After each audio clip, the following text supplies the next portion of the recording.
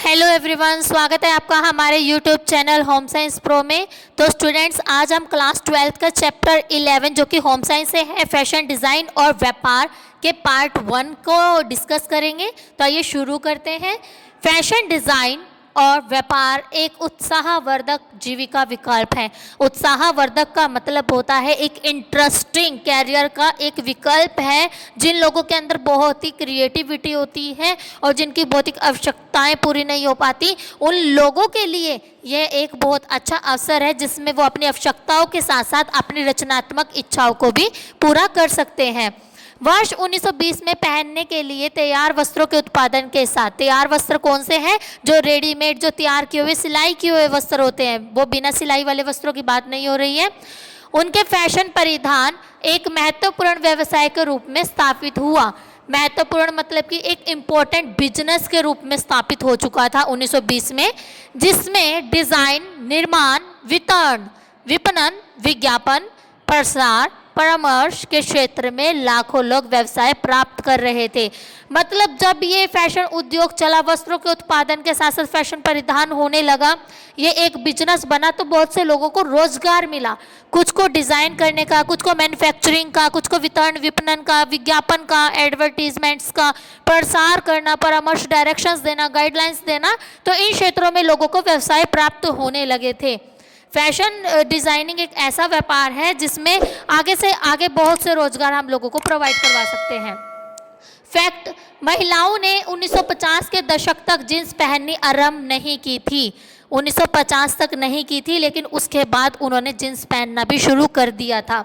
और 1920 से सिले सिलाए वस्त्रों का उत्पादन शुरू हुआ और बहुत जल्दी व्यापारियों को समझ आने लगा कि इस प्रकार के वस्त्रों का व्यापार एक बड़ा व्यवसाय है।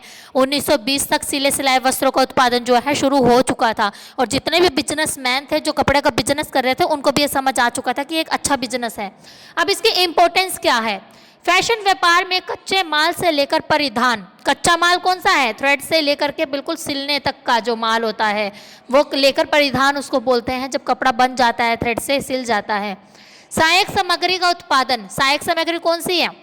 जो कपड़ा तैयार करने में यूज हो रही है, और तैयार माल बेचने वाली दुकान आदि से जुड़े हुए प्रोसेस का ज्ञान भी प्राप्त होने लगा, और वस्त्र निर्माण के बारे में भी सीखने लगे। और साथ ही कोई व्यक्ति यह समझ पाता है कि क्यों, कब, किस विशेष शैली के वस्त्र का ट्रेंड आ रहा है, उसे यह भी पता रहता है। फैशन संबंधित शब्दावली, कि ये जो शब्द है ये कहाँ से लिया गया है और इसका तात्पर्य क्या है। फैशन क्या है? ये एक ऐसी शैली या शैलियाँ हैं जो किसी एक काल विधि में सबसे अधिक प्रचलन रहती है। काल विधि का मतलब है प्रेजेंट, पास्ट एंड फ्यूचर। कि जैसे अभी प्रेजेंट में अगर कोई ट्रेंडिंग में ड्रेस चल रही है तो वो इस काल की प्रचलन है, ठीक है। अगर कोई पास्ट में चल रही थी तो वो उस काल की थी। जैसे हमारे जो सलवार सूट है वो तो सदाबहार हैं, साड़ियाँ सदाबहार हैं, लेकिन उसमें अब गाउन्स आ गए, लहंगे आ गए, या गाउन्स और लहंगों में, या फिर प्लाजो सूट्स कितने टाइप के आ गए हैं, पैंट प्लाजो आ गया, या फिर खुले वाला घेर वाला प्लाजो आ गया। तो ये क्या ट्रेंडिंग है, ठीक है। अब आती है शैली। शैली क्या होती है? परिधान अथवा सहायक सामग्री की विशेष दिखावट या फिर विशिष्टता, वो क्या कहलाती है? शैली। जिसमें कुछ अलग शो होता हो, एक अलग से अट्रैक्शन आती हो, एक अलग डिजाइन हो। फेड्स क्या होता है? ये अस्थाई फैशन होता है। अस्थाई मतलब ज़्यादा लंबे समय तक ना टिकने वाला। जैसे कि आपको ये पैंट दिखा दी गई है यहाँ पर के, ये वाली, तो ये जो है अब ज़्यादा लंबे समय तक तो नहीं टिकी। इनके बाद क्या हुआ? टाइट पैंट्स आने शुरू हो गई, कॉटन पैंट्स आने शुरू हो गई, ठीक है। आगे आ जाता है चिरस्मत, मतलब कि क्लासिक लुक्स जो होती हैं, शैली जो कभी पूर्णतः अप्रचलित नहीं होती, मतलब पूरी तरह से ख़त्म नहीं होती है, और एक लंबे समय तक स्वीकृति रहती है, एक लंबे समय तक बनी रहती है, याद रहती है। इसमें डिज़ाइन की सादगी की विशिष्टता जो है होती है, सिंप्लिसिटी होती है, उसको हम क्लासिक बोलते हैं। और आप लोगों को भी पता है जो पहले टाइम का फैशन था वो आज फिर से दोहराया जा रहा है, ठीक है। अब यहाँ पर पेंट कोट ले लो, पेंट कोट हो गया, कुर्ता पजामा हो गया, साड़ी हो गई, अब इनका तो फैशन जाता ही नहीं है। पार्टीज, फंक्शंस या कुछ भी हो, ये सभी लोग डालते ही डालते हैं और जेंट्स के पास इनके अलावा ऑप्शन भी नहीं होता कोई और लेडीज़ भी जो है अपनी साड़ीज़ को फर्स्टली प्रेफर करती हैं, जो कि मतलब गाउन्स वगैरह में इंटरेस्ट नहीं रखती है, तो वो साड़ी वेयर करती है या सूट वेयर करती है। ये दोनों ही सदाबहार हैं, ये ख़त्म ही नहीं होते हैं। ठीक है, अब हम बात करेंगे फैशन संबंधी शब्दावली की हो चुकी है। अब हम बात करेंगे फैशन का केंद्र फ्रांस, कि फैशन का केंद्र फ्रांस कैसे बना, वो मेन पॉइंट कैसे बना वहाँ का। अब वहाँ से शुरुआत हुई होगी इस फैशन की, है ना, तभी वो फैशन का केंद्र बना होगा। आपको यहाँ पर दिखाया भी जा रहा है कि फैशन के केंद्र की शुरुआत कैसे हुई है इस ग्लोब के थ्रू। तो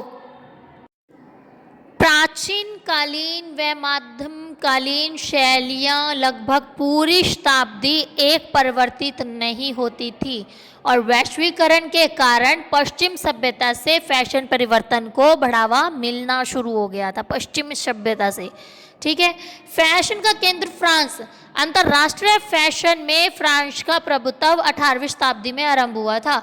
जो फैशन का केंद्र जिसको हम फ्रांस बोल रहे हैं, फ्रांस में ये 18वीं शताब्दी से शुरुआत हुई थी इसकी।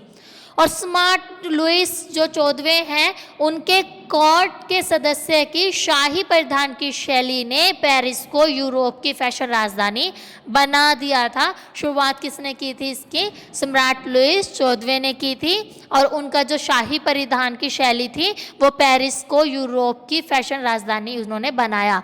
और सम्राट व दरबारियों की वस्तुएं थी जो रेशम, रेचन, लेस फ्रांस के विभिन्न शहरों से आते थे और परिधान जो है ये व्यक्ति की नाप के अनुसार हाथ से सिले जाते थे। और जब तक इसका केंद्र जो फ्रांस केंद्र है, ये फैशन है, जब तक चला नहीं था तब तक क्या था, खुले ढीले कपड़े जैसे कश्मीरी कपड़े आप देखते हो उस तरह के कपड़े पाए जाते थे। लेकिन जब इसका आरंभ होना शुरू हुआ तो जो एक व्यक्ति का नाप होता है उसके अकॉर्डिंग कपड़े हाथ से सिल करके पाए जाने लगे। परिधान निर्माण की कला को कुटूरियर कहा जाता था और डिजाइनर करने वाले पुरुष को कुटीरियर और महिला को कुटीरियर कहते थे। ठीक है, इन दोनों को, जो अगर कोई महिला डिजाइन निर्माण कर रही है, परिधान निर्माण कर रही है, तो वो महिला कुटीरियर कहलाती थी। औद्योगिक क्रांति से वस्त्र निर्माण प्रौद्योगिकी उन्नति का आरंभ कैसे हुआ? औद्योगिक क्रांति से।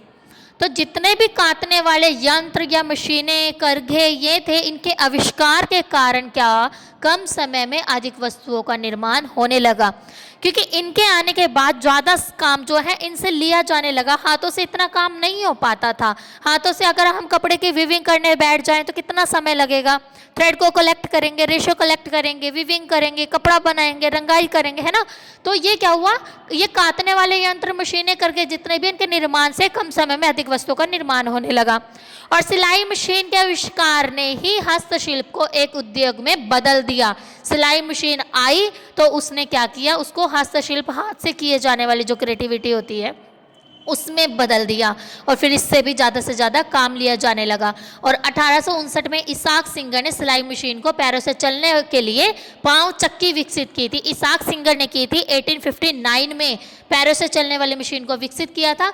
और 1849 में लिविस स्ट्रॉस ने टेंटो और माल डब्बों के कवर के लिए बने कपड़ों का निर्माण किया था। जो टेंटो से बनाए जाते हैं, जो माल डब्बों के लिए कपड़े बनाए जाते हैं, उनका निर्माण किया। 1880 के दशक से महिलाओं के द्वारा स्कर्ट ब्लाउज का प्रचलन शुरू हो गया था। कितने से? 1880 से। ठीक है, और महिलाओं के लिए पहनने के लिए कपड़े जो हैं उनके निर्माण की ओर भी पहला कदम उठाया गया था। मेलों बाजारों के माध्यम से 19वीं शताब्दी में लोगों को उनकी आर्थिक स्थिति के अनुसार मोल भाव करके वस्त्र खरीदने में भी सहायता मिलने लगी थी। वो थोड़ा सा जो है अब बार्गेनिंग करने लगे थे। शहरों में अधिक संख्या में लोगों के बसने के कारण अस्थायी दुकानें स्थापित की जाने लगी और विविध प्रकार की वस्तुओं की बढ़ती मांग के कारण खुदरा दुकानें भी खुलने लगी। खुदरा दुकानें होती है रिटेल लेवल पर, जहाँ पर थोक में सामान मिलता है, फिर वो भी खुलने लगी। आशा है कि आज का ये टॉपिक आपके लिए बहुत ही हेल्पफुल रहा होगा। कृपया करके मेरी वीडियो को लाइक, सब्सक्राइब एंड शेयर ज़रूर करें। Thanks for watching the video everyone.